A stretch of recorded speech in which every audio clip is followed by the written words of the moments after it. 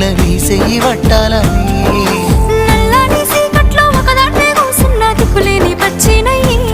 బావా నువ్వెప్పుడొస్తావని ఏళ్ళైపోతుండే పిల్ల ఎన్నెలొచ్చింది మన బతుకులా ఏలైపోతుండే పిల్ల ఏలు వట్టంగా వస్తున్నాయా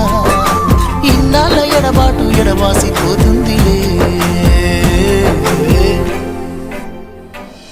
ఈ సీనయ్య గుంటున్నదే సినదారా నీ కోసము ఈ దూరాన్ని చెరుపుతూ తీరాల కగిలింది అందాల ఈ మానము ఓ బాబా చూస్తున్నానే